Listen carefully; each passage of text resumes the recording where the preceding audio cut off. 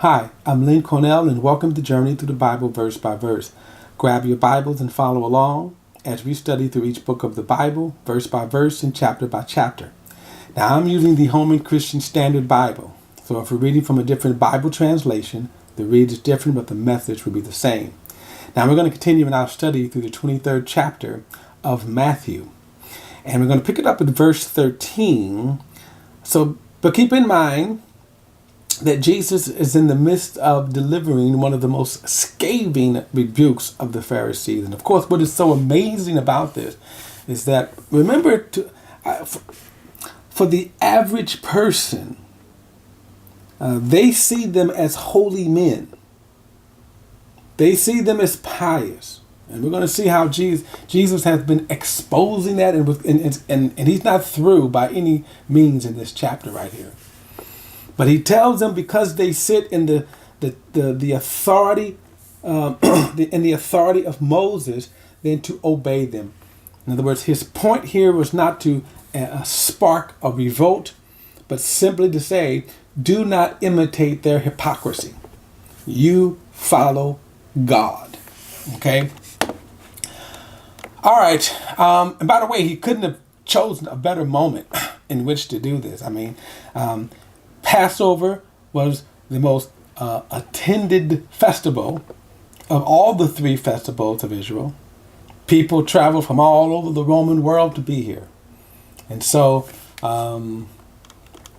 again, he's to expose their hypocrisy. And then again, one of the things he said was that what they do to be seen of men. Now, that is their motive. Right? So up until this point, this is why they do what they do, because they crave the reverence of the people, the attention of the people, the praise of the people.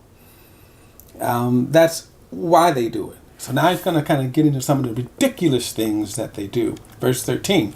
But woe to you, scribes and Pharisees, hypocrites. Now, you see he's going to constantly call them that. Hypocrites. You lock up the kingdom of heaven from people, and you don't go in, and you don't allow those entering to go in.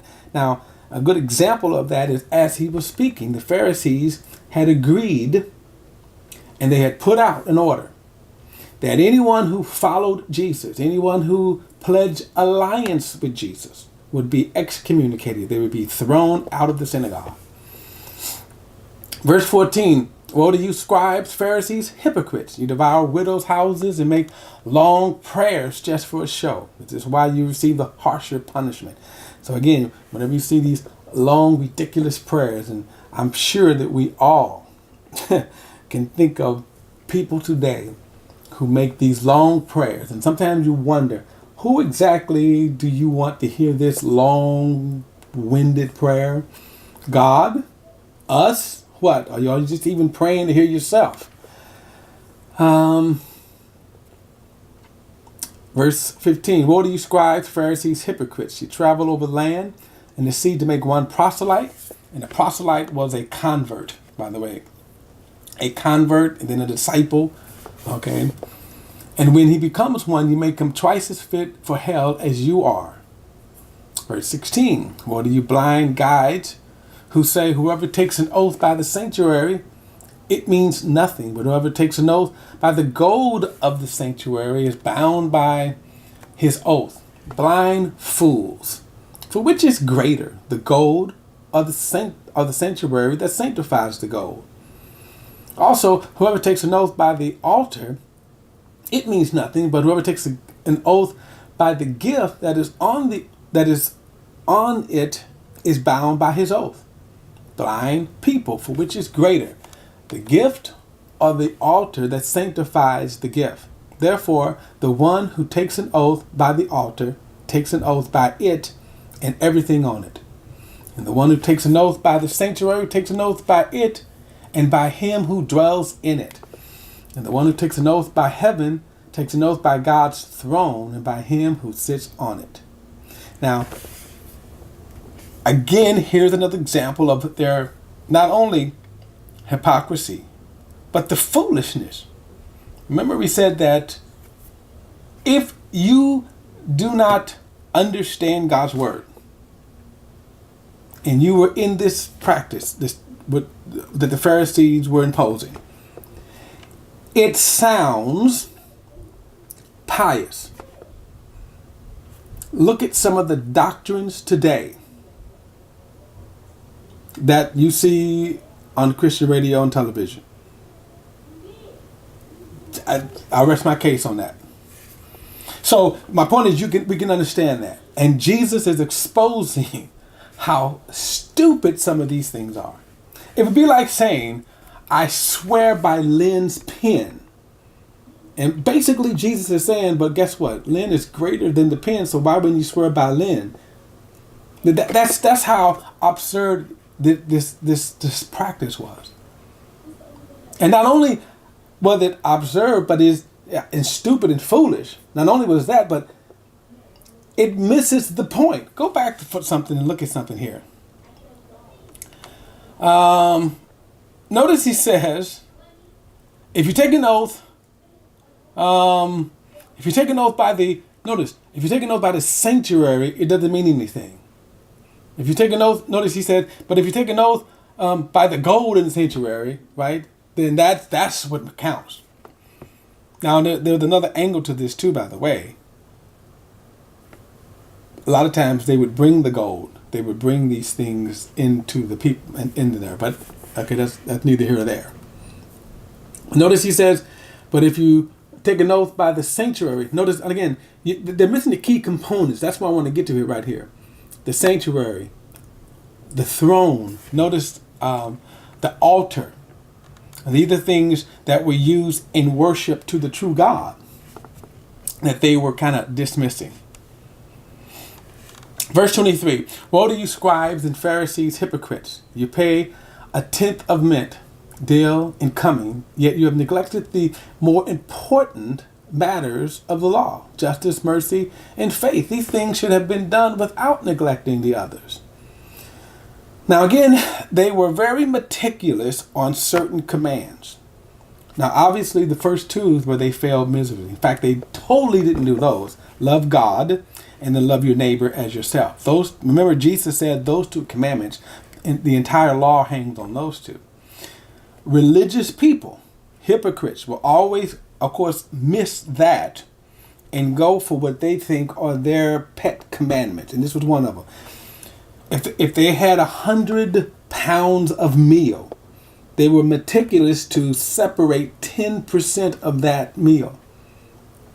If they had 10 bushels of corn, they would separate 10% of that corn. They were very meticulous of that. They would pay tithe.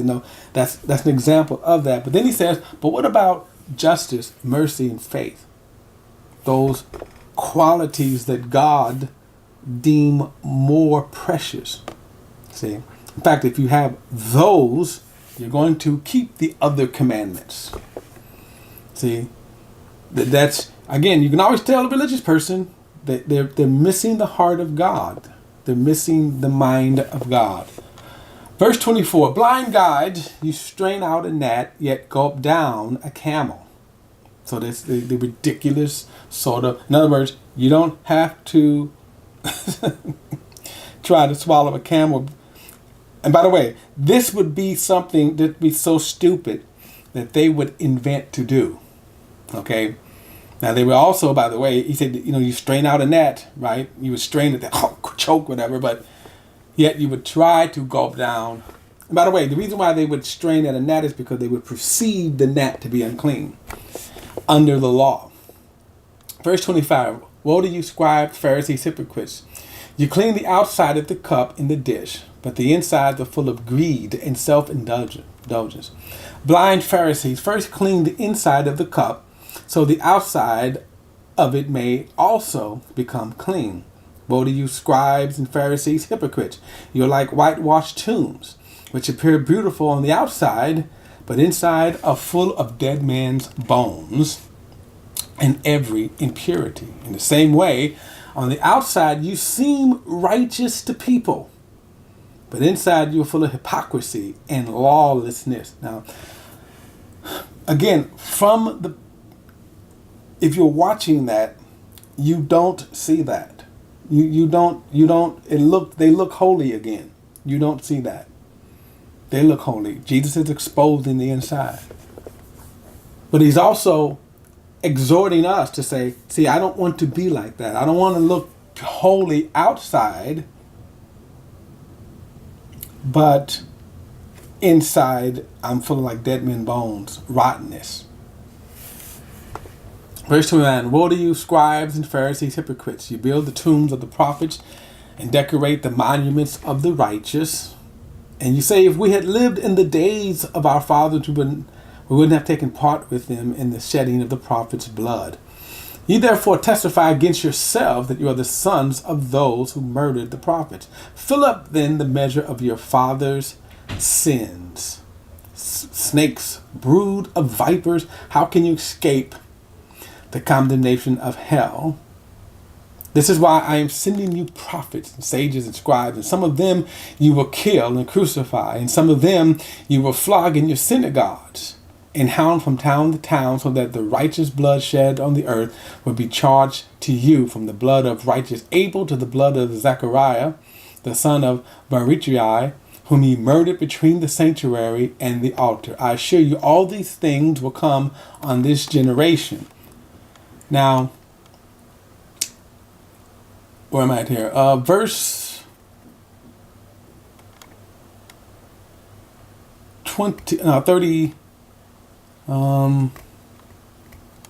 Here's on verse 30. Verse 30. He says, you say, if we had lived in the days of our fathers, we wouldn't have taken part with them in the shedding of the blood. You therefore testify against yourself that you are the son of those who murdered the prophets. Now, the reason why Jesus makes this statement, because remember, as he was speaking, right? As he was speaking, they were concocting among themselves. They were trying to figure out how to kill Jesus. They had been trying to kill Jesus. They had sent the temple police to arrest Jesus. Okay? And that's why he says that to them, that as you're speaking, that they are actually trying to kill him at that point. Now, what is also interesting, he says, is that all of these things will come upon this generation. And one of the reasons why is because there has never been a generation like this generation that has seen the Messiah, God, manifested in the flesh the way they did. And for them to reject that, that's why it says such a harsh condemnation will come upon them. And so he concludes by saying, Jerusalem, Jerusalem, she who kills the prophets and stones those who are sent to her. How often I wanted to gather your children together, as a hen gathers her chicks under her wings, yet you were not willing. See, your house is left to you desolate. For I tell you, you will never see me again until you say, he who comes in the name of the Lord is the blessed one. Why the harsh condemnation? Again, because of the witness that they seen.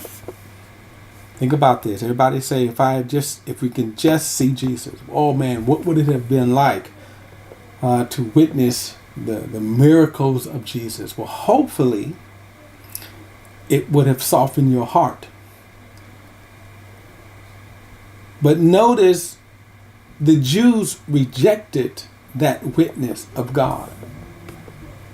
And by the way, ever since that time, which is now some 2,000 years, they have not seen the Messiah, the Christ. And we'll get into a little more details as to why that and what the future holds for them in terms of prophetically. But the condemnation is that they rejected the witness of God. All right, so we're going to pick up with chapter 24 next time. So I'll see you then.